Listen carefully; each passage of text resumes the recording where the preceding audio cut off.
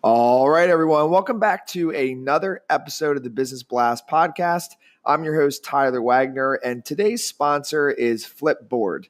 Flipboard curates the world's stories so you can be smarter in your work, life, and play. Choose from thousands of topics to personalize Flipboard and get the latest stories from the best publishers and experts delivered to you 24/7. So you can get started now at flipboard.com. And now let's jump into the episode.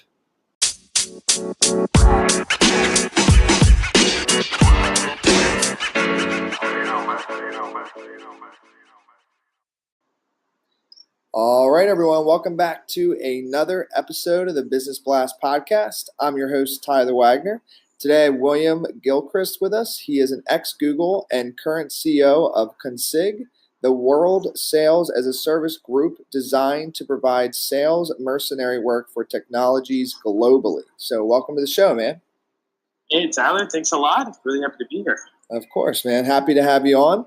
So the first one we got for you, the first one we ask on this show, William, is what is the best story from your life that has an underlying valuable message? Everything has an underlying message that's valuable, but I would say the main one is the reason why I'm out here in Asia. In particular, we're headquartered here in Singapore.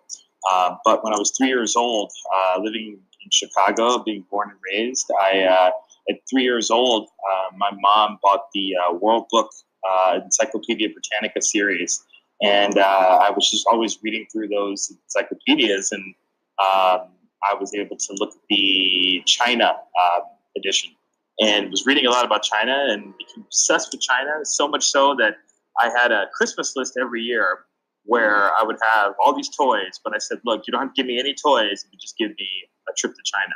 So I kept getting toys every year. And then finally, when I was 13, I was able to be a student ambassador, and I was able to go to China alone at 13 years old in 97 for the return of Chinese rule for Hong Kong. And it was the best experience of my life. And I told myself, I'm going to work here no matter what. Everybody thought I was crazy. This guy from Chicago is wanting to live in Asia, live in China. And for sure, right when I graduated from college, all my friends went to go work for different banks and Lehman Brothers, which clearly that worked out, but all these different banks. And I ended up going to China and just trying to figure it out. After majoring in international relations, I said, okay, I'm done with the papers. I want to live it. I want to feel it. And ended up moving to China. And then I told myself I'd be in Asia for as long as it takes. And it has changed definitions every year. And that was about 16 years ago. So I've been in Asia for about 16 years. And the real message is like, look, even your dreams, the 3-year-old boy or 3-year-old little girl, like whatever it is, whatever you want to do, just do it, focus on it, and it'll happen. Yeah, man. It's an incredible story. I love it, man. So the next one I got for you is what is the most valuable piece of information we should know that's within your expertise or industry? Well, the most valuable piece I would say is that we are a focused sales organization, and there are not a lot of groups that do that. I mean, there are a lot of groups that develop software or marketing or advice or advisory. The expertise that I focus on and that my team focuses on is the idea of sales, revenue generation, which is actually quite rare. I've found plenty of leaders, CEOs of companies, and even sales managers that just don't have sales experience. Even in some of the most recognizable companies out there, you'd have a sales manager that's never actually sold anything themselves. They've always kind of provide management services or admin services. But the key thing is actually having that cold call approach experience, that real sales kind of combining the idea of your personality with the value, with the skill set of actually selling something, I think is invaluable for anybody. And then what is your best piece of overall business advice? So not necessarily industry specific. Well, get good at your craft. I had the privilege of being around a really, really successful older gentleman when I was in Shanghai, and we were, of course, sharing a few drinks. This is about 15 years ago. And I said, how can I be you? And he said, well, me is kind of relative. He was a really high up guy in Jones Lang LaSalle. And he said, well, are you into real estate? And I'm like, not really. He goes, well, then you don't want to be me. You want to be you. So master whatever craft you want to do, whether it's dill pickles to marketing to being a garbage man, being the best version of that you possibly can be. Learn everything about it, every little piece of information you can about it, know more than anybody could possibly know about it, and you will be successful in that, and you will make money. And if you could give your younger self one piece of advice, what would that be? Primarily, don't work for a company. Work for yourself. And that doesn't mean you can't go get a job. That means while you're in a company, don't just drink the Kool-Aid and go with what the company's doing.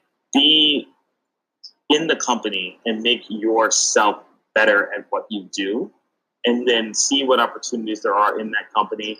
If not, go off to another company or start your own. Work for yourself mentally, and don't expect a company to necessarily give you all the things that you need for to live. And then kind of going down a different path, in your opinion, what is the key to happiness? Live your life to the fullest. No dream is crazy. No idea is crazy. Just go as far as you possibly can in whatever makes you happy, and that will work out for you fully.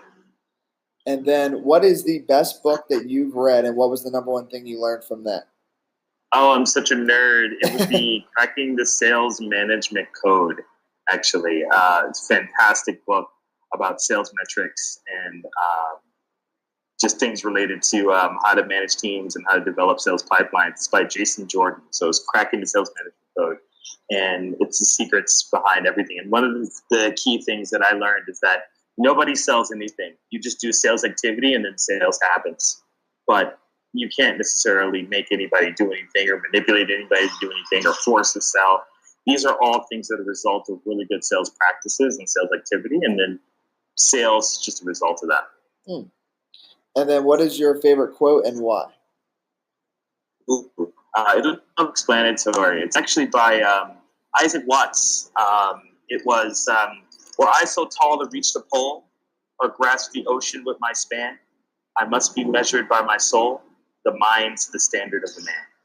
Where ultimately, no matter what you do, in the event that you apply your mind to something, you become great at something, later on, people think that was an impossible feat, but really ultimately it was your mind that did it, and we're all the same in this world, and we all have that same opportunity.